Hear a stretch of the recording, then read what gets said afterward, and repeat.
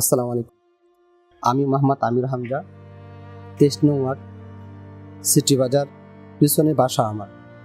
সেদিন ছিল 19শে জুলাই, আনুমানিক 5টা 40 মিনিট, কম বেশি হতে পারে। ওই সময়ে আমি চতুর সাইড থেকে আওয়াজ শুনতে পাই, পুলিশের গুলির আওয়াজ, ওদের ছাত্র এবং জনতার চিৎকার, আর্তনাদ।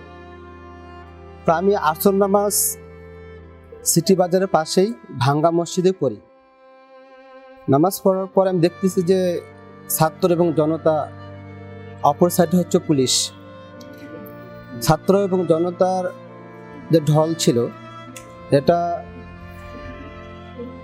ভাঙ্গা মসজিদ থেকে শুরু করে সিটি বাজার গেট পর্যন্ত। তা আমি দেখতেছি যে পুলিশের গুলি আঘাতে অনেকে আহত হচ্ছে।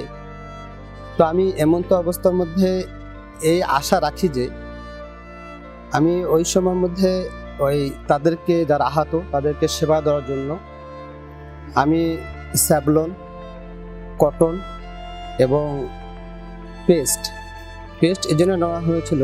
আমি নিজে 18 জুলাই জাহাজ কোম্পানির মোড়, ওখানে পুলিশের টিয়ার সেল আমার মুখে, টিয়ার সেলের গ্যাস মুখে আসে।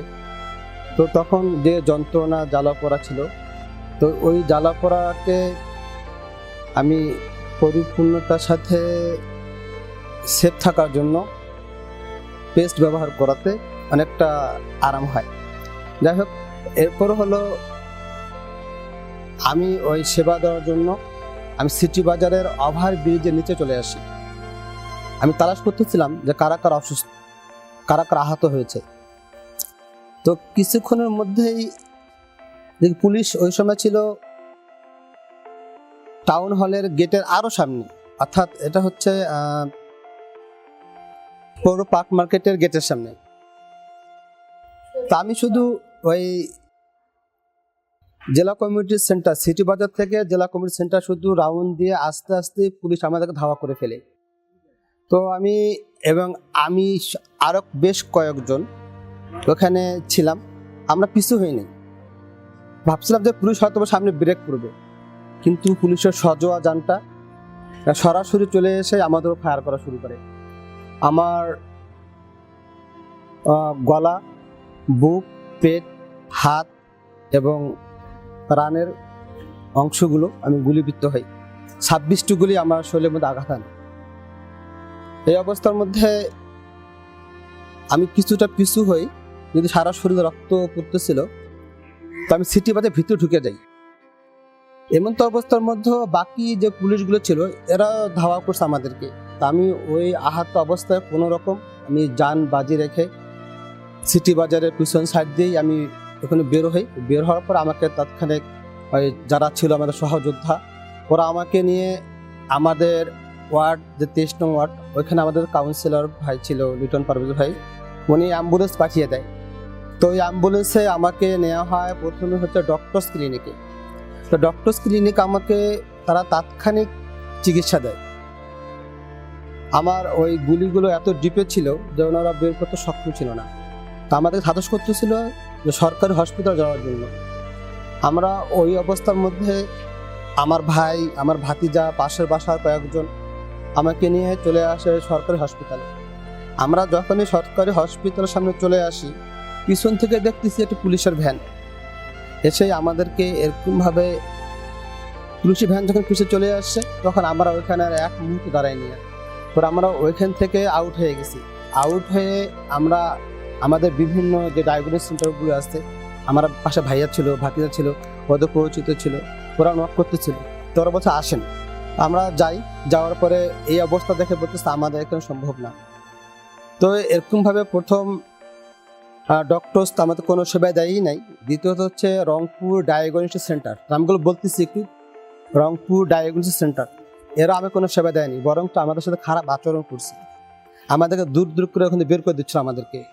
তো কোনো ওখান থেকে বের হয়ে আসতে না আসতেই পুলিশ ফাঁড়ি, পুলিশ ফাঁড়ি, ওইখানে দেখি ছাত্রলীগের ছেলেরা, ওরা বড় বড় সোরা নিয়ে দাঁড়িয়ে ছিল, পাশাপাশি পুলিশ ছিল ওদের সাথে।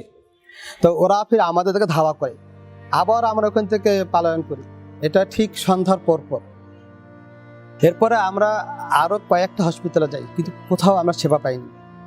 এমতো অবস্থার মধ্যে ফোন করতে করতে সর্বশেষ প্রাইম হসপিটাল, ওইখানে যে আমি সেবা প্রধান ওনারা দেয়, ওখানে মোটামুটি 11 থেকে 12টা গুলি আমার শরীর থেকে বের করে।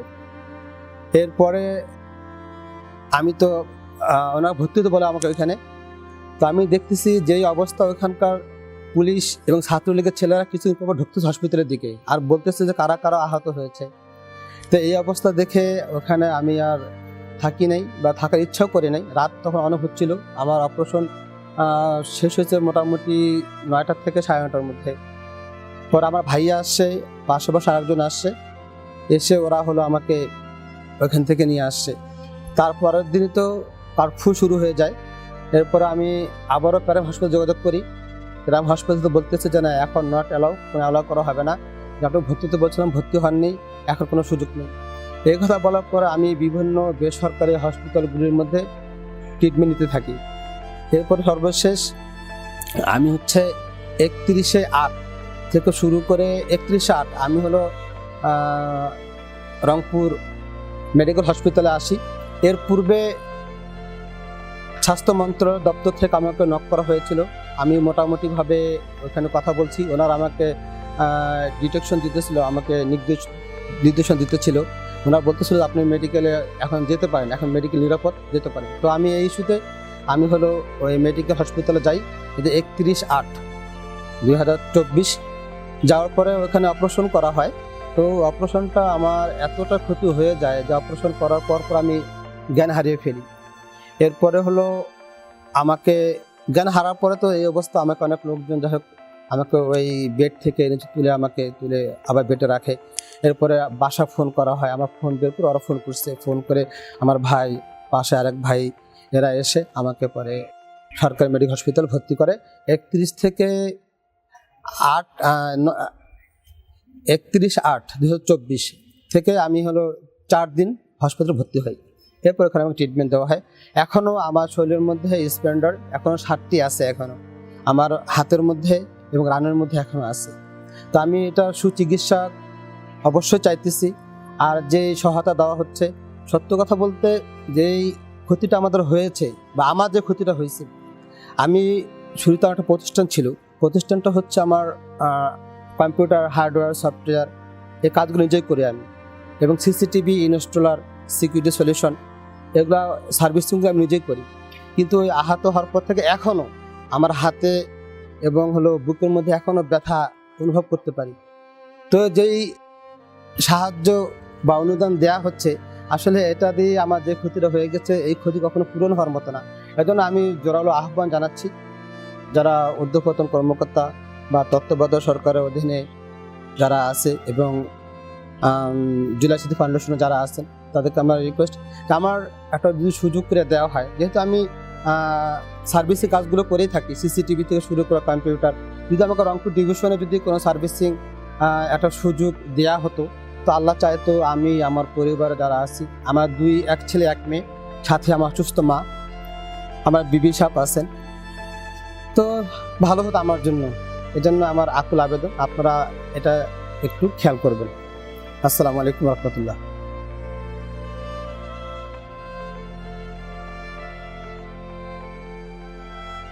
আর সবচেয়ে বড় বিষয় হতো আমি আসলে এ পর্যন্ত কোনো অনুদানই পাইনি। তো আমাকে এই প্রথম জুলাই স্মৃতি ফাউন্ডেশন থেকে আমাকে নক করা হয়েছিল। তা আলহামদুলিল্লাহ আজকে আমি মোটামুটি কাগজ সব জমা দেওয়ার পরে এখন একটা আশ্বাস পাচ্ছি।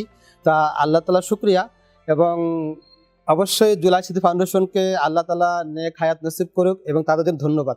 আসসালামু আলাইকুম রহমতুল্লাহ।